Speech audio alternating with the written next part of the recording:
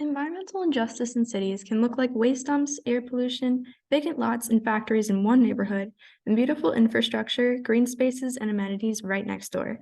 As an architecture student in the city, I have had the opportunity to walk the neighborhoods of Philadelphia for site visits many times. The difference between the quality of life in a neighborhood like West Kensington and Rittenhouse Square could not be more apparent. These conditions often impact areas with higher populations of minorities and the less fortunate. The disparity is no accident. These are the remnants and repercussions of an urban plan created to prioritize economic gain over the well-being of its citizens through a racist and xenophobic lens. My name is Abby Winkler, and today I will be talking about how environmental injustice affects cities, the impacts of these conditions, how green spaces can help, and real-world examples of green spaces in action. Environmental injustice is the unfair exposure of marginalized communities to environmental hazards such as contaminated air, water, and land. This occurs firstly because cities and states historically prioritize economic gain, even if it came at the expense of the well-being of people, and the underprivileged have fewer funds to move and less of a voice to fight against it. Factories generate large sums of money but expel contaminants into the environment. The government would allow factories in low-income areas where they would contaminate the surrounding areas with little repercussion and less fight back. Cancer Alley exemplifies industrialism taking precedence over the safety of people living nearby. Located in Louisiana along the lower Mississippi River, this area is a corridor for 13 large petrochemical plants. The high density of factories pollutes the air and water, making it dangerous for residents. Notably, one of the factories produces synthetic rubber, which releases chloroprene into the air, when produced, a chemical known to increase the probability of human cancer. Thus, the area's nickname comes from the heightened cancer cases and miscarriages experienced by residents along the strip. 21% of people in this area live in poverty, much higher than the national average of 11%. The density of factories increases in less fortunate areas.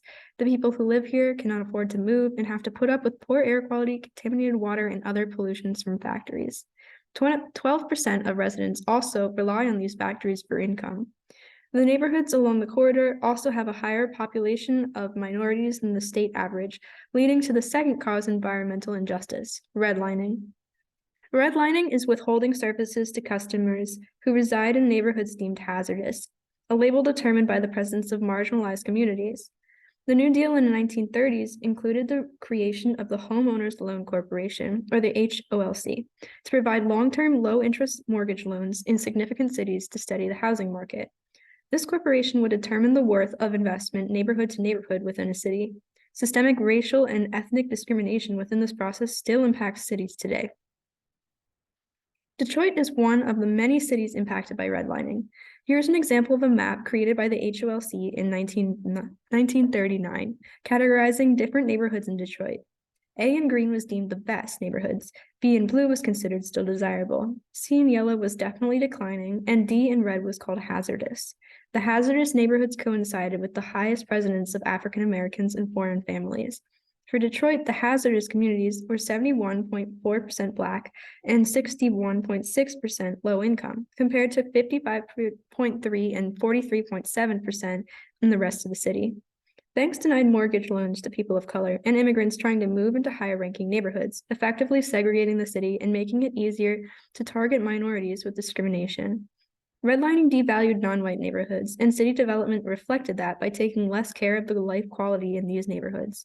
Cities often zoned adjacent areas for undesirable programs like industrial buildings, interstate freeways, and highways. For example, after redlining, Detroit introduced significant routes that cut through redlined neighborhoods with highways and busy intersections, while grade A neighborhoods were left alone. Redlining puts an area at extreme risk for environmental injustice. Factories and highways pollute the air with 56.0% higher levels of air pollution, 28% more gas and oil wells were redlined areas. Studies showed a higher incidence of brownfields and toxic waste. The city gave grades A to C the desirable programs like grocery stores and green spaces, which have a 23% lower incidence in redlined areas. The unfair allocation of resources is widespread, and the presence of green space in a community can visually represent the city's investment in its well-being. Comparing redlining maps on the top row to the green density maps on the bottom row for the three largest cities in the United States, it is immediately apparent that they have an inverse relationship. Redline areas have minimal amounts of vegetation. Redlining and industrial exploitation hurt people. Neglecting these communities, including their environment, can cause adverse health effects. Health impacts include a 9% higher risk of cardiovascular disease, 23.9% higher occurrence of asthma, a 2.3% higher occurrence of preterm birth, a higher risk of breast cancer mortality, and poorer mental health. Most of these stem from a polluted environment and increased exposure to toxic chemicals. Systemic disinvestment also has the effect of fracturing a community and stripping it of social cohesion. Constant systemic oppression also reinforces a deficient narrative, making it difficult for residents to feel empowered enough to change their circumstances. These conditions result in a generally lower mental health. On the other hand, green space has a 23% higher occurrence in non-redline neighborhoods and has had connections to environmental benefits like the reduction of pollution, food scarcity, and heat islands, as well as health benefits like stress reduction, increased physical activity, and increased facilitation of social cohesion. Systemic racism and classism are the driving forces behind environmental injustice in cities. While it takes years to dismantle these completely, there are interventions that city planners and architects can use to counteract some of the negative impacts. One approach is bringing green spaces back to communities impacted by redlining. Reintroducing green space and public park space into neighborhoods affected by redlining would effectively combat some of the adverse effects of environmental injustice and give the community its power back. From an ecological standpoint, greenery can fight pollution. Plants naturally filter the air, taking in carbon emissions and increasing the release of oxygen back into the air. Plants also filter stormwater. Rain gardens are an up-and-coming method to filter and control stormwater. Instead of running along streets and collecting pollutants to drain back into sewers and water streams, rain runs through the plant's soil and roots, naturally filtering out contaminants. Usually, landscapers implement a sandy substrate and drought-resistant plants, but recent studies show that even potting mix and vegetable plants can yield similar results. The food capabilities of green spaces are also highly beneficial to neighborhoods impacted by redlining, as food scarcity is yet another symptom of devalued communities. Green spaces with public community gardens can help provide the fruits and vegetables they lack. Also, the shade offered by greenery helps to reduce heat islands, which redline areas often suffer from.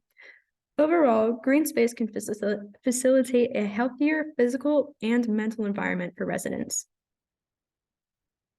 Asset-based community development, or ABCD, is the proper approach to implementing green spaces in underserved communities. It proposes an intervention focusing on community strengths and assets rather than deficiencies and problems. People living in redlined areas live with a constant narrative as victims of oppression and people in need. They may internalize this identity and see themselves as deficient.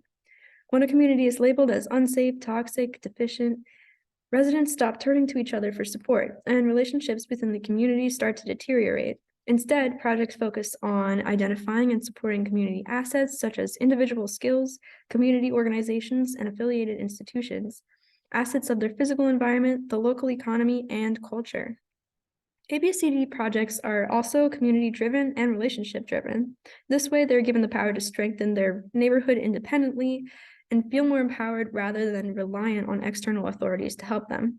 Also, it is typical for funding towards what is supposed to be neighborhood improvement to go towards external organizations, often for narrowly defined programs, rather than the actual community. Investing directly in the people can ensure that all the money gets to where it's needed most. Relationships and community ties have been proven beneficial for mental health, especially for districts that have been historically divided and devalued. Giving the community the power helps ensure that green spaces serve the community properly. Often, parks and green spaces can drive up housing prices and contribute to the gentrification of an area, which would be against the interests of the current residents. Landscape designers are appealing to a wealthier incoming clientele in that way. If the community designs the garden to suit the neighborhood's needs, there's a much lower risk of gentrification. Park in a Truck, an initiative started at Thomas Jefferson University by Kim Douglas, is an example of asset-based community development and the reintroduction of green space coming together and helping communities. The mission statement is to convert vacant lots into